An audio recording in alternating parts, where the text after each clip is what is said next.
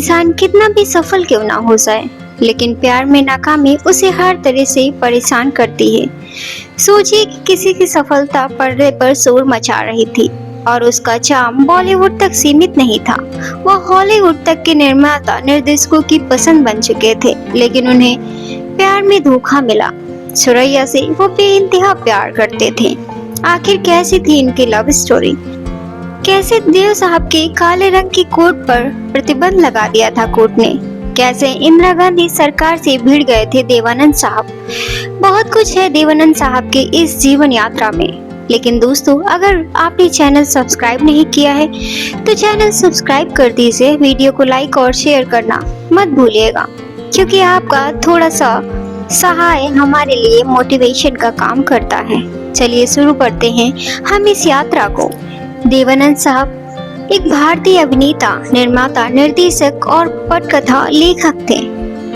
देवानंद का पूरा नाम देवदत्त पिशोरीमल आनंद था।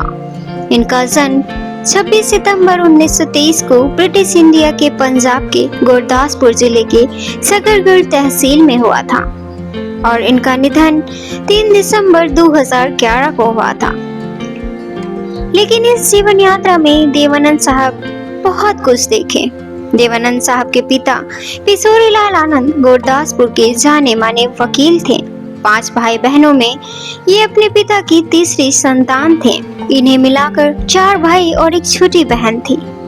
भाई चेतन आनंद के साथ मिलकर देवानंद ने नवनिकेतन फिल्म्स की नींव रखी 1949 में।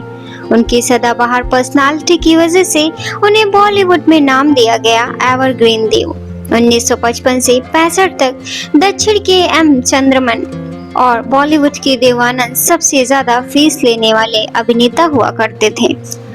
उनकी एक फिल्म थी गाइड, जिसमें एक डायलॉग था, ना दुख है, ना सुख है, ना दीन है, ना दुनिया है।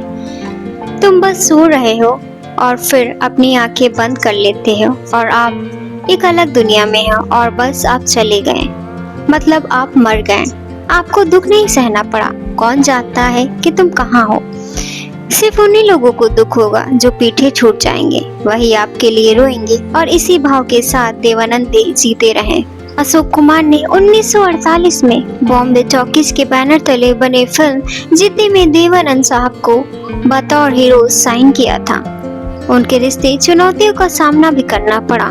कहा जाता है देवानंद साहब और सुरैया की जोड़ी उस समय काफी मशहूर हुआ करती थी, लेकिन सुरैया की नानी उनके गठबंधन का कड़ा विरोध करती थी।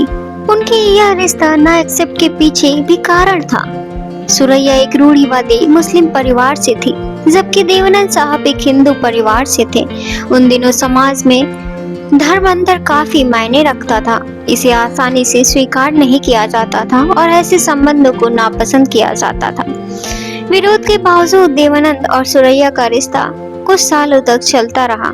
ऐसी अफवाहें भी थी कि वे गुपचुप से शादी करने की योजना बना रहे थे, लेकिन ऐसा कभी नहीं हो सका। देवानंद साहब का पहला प्यार हुआ करती थी सुरैया। देवानंद ने अपने रिश्ते को सुरैया के साथ खुलकर स्वीकार किया था। देवानंद ने सुरैया को एक फिल्म शूटिंग के दौरान डूबने से बचाया था। दरअसल हुआ ये था कि फिल्म बेत्या की शूटिंग के गाने के वक्त सुरैया नाव में थी, तभी नाव पलट गई। देवानंद साहब ने सुरैया के साथ थे, उन्होंने उन्हें डूबने से बचाया। उसके बाद दोनों के बीच प्यार का रिश्ता बन गया। ये दोनों शादी भी करने वाले थे, लेकिन सुरैया की नानी को पता चला और उन्होंने सुरैया के सेट पर आना शुरू कर दिया। उनके ही ऐतराज की वजह से ये शादी नहीं हो पाई। विरोध की वजह थी सुरैया मुस्लिम और देवानंद हिंदू थे। देव साहब जैसे जिंदा दिले इंसान हर किसी लड़की के लिए फुट फुट कर रोए, तो वह थी सुरैया। हालांकि दोनों कभी मिल नहीं पाए और एक शर्त, एक धमकी ने दोनों को हमेशा अलग कर दिया। फिर देवानंद साहब की मुलाकात हुई कल्पना कार्तिक से और 1954 में कल्पना कार्तिक से देवानंद साहब ने शादी कर ली। कल्पना कार्तिक का घर का नाम मोना सिंह था। कल्पना खुद भी एक्ट्रेस थी। दोनों ने फिल्म टैक्सी ड्राइवर की शूटिंग के वक्त बेहद निजी तरीके से शादी की। कल्पना क्रिश्चियन थी और इनके 2 बच्चे भी हुए, सुनील आनंद और देवीना आनंद। सुरैया ने ताउम्र शादी नहीं की, लेकिन देवानंद ने कल्पना कार्तिक से शादी करके अपनी जिंदगी बसा ली थी। 1960 में देवानंद साहब की छवि एक रोमांटिक हीरो के रूप में हो गई। देवानंद साहब अक्सर उन अभिनेत्रियों के साथ जोड़ा जाता था जो समय की प्रतीक थी। वाहिदा रहमान हो, आशा परेख हो और साधना जैसी अभिनेत्रियों के साथ उनकी केमिस्ट्री बिल्कुल जादुई लगती थी। 1970 में फिल्म प्रेम पुजारी से उन्होंने निर्देशन की शुरुआत की। यह फिल्म उनके बैनर नवकेतन फिल्म्स के तहत बनाई गई और उन्होंने न केवल निर्देशन किया बल्कि वाहिदा रहमान और शत्रुघ्न सिन्हा के साथ इसमें अभिनय भी किया।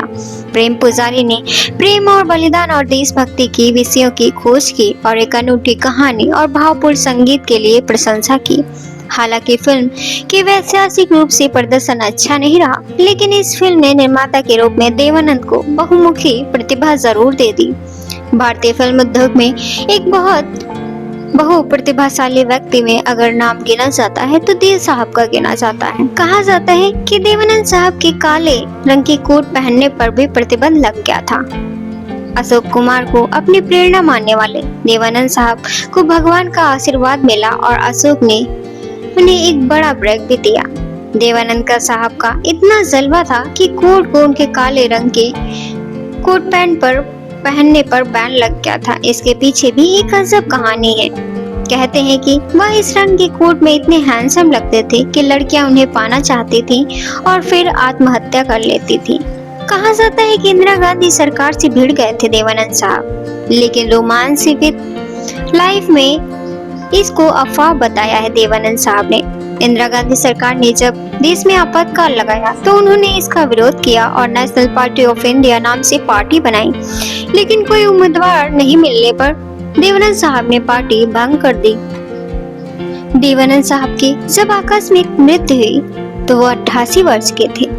देवानंद साहब अपनी आखिरी फिल्म चार्जशीट के प्रीमियम में शामिल होने के लिए लंदन गए थे, जिसका उन्होंने निर्देशन और अभिनय किया था।